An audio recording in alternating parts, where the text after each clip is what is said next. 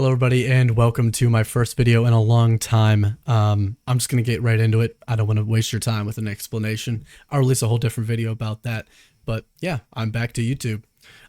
Let's go over patch 0.3.1, which is going to be released next week.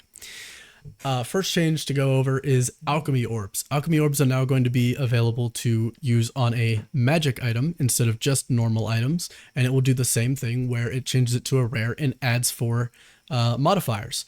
I don't know if this, personally, I don't know if this is going to make people use it more, really, at least in the late game where you're starting, or like in the mid to late game. I assume through the campaign you might still use it. In SSF, probably you might use it, but I don't know, because you're still kind of taking a chance, no omens, just slamming 4 modifiers at once and praying to the gods. It's just, I don't know. I don't think it's going to really increase their usefulness. But I guess they are going to be used more. So, towers and tablets. Tablets are now going to be directly applied to your maps. They are basically just scarabs now. Tablets are scarabs. Period. That's all it is. I think that this is a good thing, and this has been needed. Personally, I liked towers for the first few hours of Endgame, I think, that I ever played.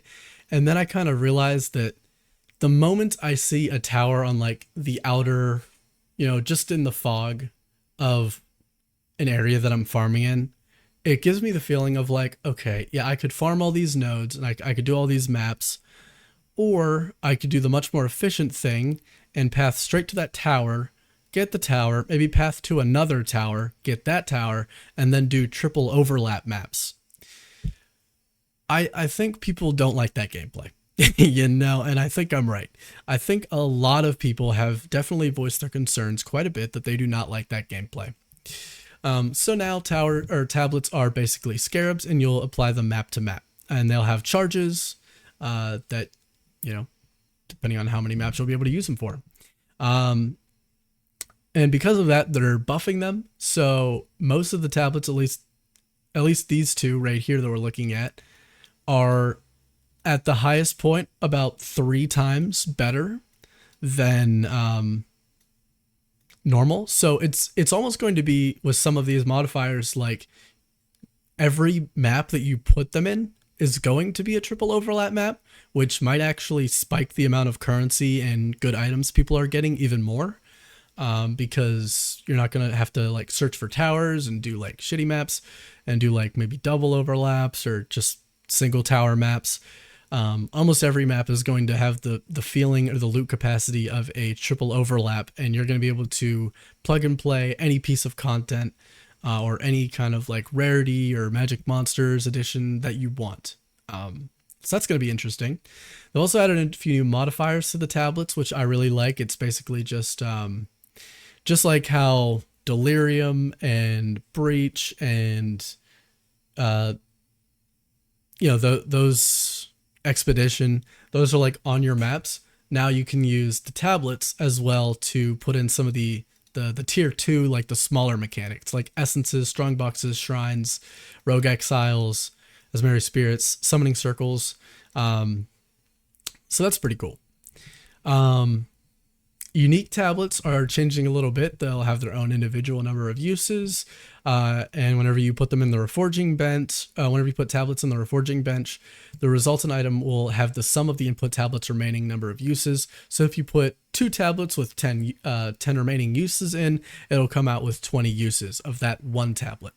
So that's pretty interesting. You can basically make super tablets that last, I don't know, like 50 maps or something like that, I would assume, unless it has like a cap. I would assume it probably has a cap, but we'll have to see what it is. Existing tablets that have been applied to your atlas will remain. You will not lose any of the value due to these changes. This honestly scares me a little bit, and I understand why they would want to do it. They don't want to make people feel like they're wasting their time for the next week, like going for towers and stuff. But it does make me feel like some people are going to spend like this whole next week just tower hunting, filling all of these towers with like 3 tablets each, And then when next patch comes out and all the, you can plug tablets into individual maps, then you're going to have the individual map tablets plus like triple overlap from towers. You're basically going to have like 12 tablets applying to one map. I don't know if that's the way it's going to work, but that's going to be scary if it works that way. People are going to be dropping like, I don't know, like 10 divines a map. Mirrors are going to be dropping all over the place. Probably not, but it's going to be a little scary because I'm not going to do that strategy because that doesn't sound fun to me. I'm not going to purposely not have fun for the next week just so I can be the god of the world next week. I'm just going to try and have fun every week, week by week. That's how it is. I'm not going to do any of that cringe min-maxing stuff, but I'm sure a lot of people will. Map size. So some of the medium, high to large maps are getting reduced. This is also something I thought of is going to increase the speed at which people are farming. Another thing that they're doing is they're giving every map a boss. So not just some maps, every maps. So instead of searching for every rare monster, which takes significantly more time, you can just go hunt the boss, complete it, go to the next map, hunt the boss, complete it, go to the next map.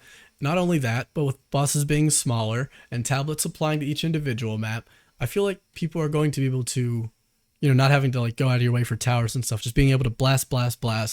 People are actually going to farm a lot faster and more efficiently, which might have the effect of really inflating the market. Or would it be deflating the market? How would you say that? There's going to be a lot more good items and prices are going to probably come down because a lot more people are going to have currency. You could argue whether that's good or bad.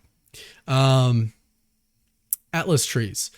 So they're basically changing some of the stuff about the boss portion of the Atlas. You can read this if you want. I'm not really going to go over it. It's just, they're putting bosses on every map. So some stuff is going to change. Citadels have had their spawn rate increased by 66%. I got pretty lucky finding a decent amount of citadels. Now I haven't fought the Arbiter of Ash the second time on the second difficulty, but I did beat him on his first difficulty already, and I have a few other citadels that I can see in my near future in the fog. So I got pretty lucky, but I mean my friend Nick has not seen a single citadel the whole time, the whole patch on his warrior. I know a lot of other people have had that problem. Content creators have been talking about it. So that's pretty good. Some people feel like they haven't beaten the game until they've beaten the end game bosses. That's like kind of the end game for them. Now other improvements, this first one is going to be one of the biggest improvements in my opinion, and it's actually going to make people farm even faster. But modifiers that cause the area to be covered in elemental grounds now cause much less ground to be covered. At least 66% of the ground effects currently covering the ground will be removed. So 2/3 of like the chilled ground that is in maps that you juice with high rarity is going to be gone. That is so nice. That is so nice, especially whenever you get into those tight maps with like a lot of corridors. You're just permanently standing on chilled ground. It is super annoying. It makes the map like at least double, triple the length that it would take you if it wasn't there. It's extremely annoying and frustrating, and a lot of people don't like it. I mean, honestly, you can have shocking and ignited ground all day. I don't really care about that. And I'm not even playing a tanky build. I just kind of ignore it. I don't even think about it whenever I'm playing. Don't stand on the fire. Yep. Pretty common sense. But you can walk through it and nothing bad's going to happen to you. Like, you're not going to instantaneously die, at least in my experience. The chilled ground is definitely, the most annoying, and that's being reduced heavily. So, that is pretty much the meat and potatoes of the patch. There's a few other like things here and there that I didn't talk about specifically, but I didn't want this video to run too long. I appreciate it if you watch this video. Like I said, I'm back on YouTube. Leave a like, subscribe. Tell me in the comment section what you're most excited about in this new patch. If you like the new patch, if you dislike the new patch, do you like or dislike the direction the game is going? I really like it. And I will see y'all in the next video. Peace.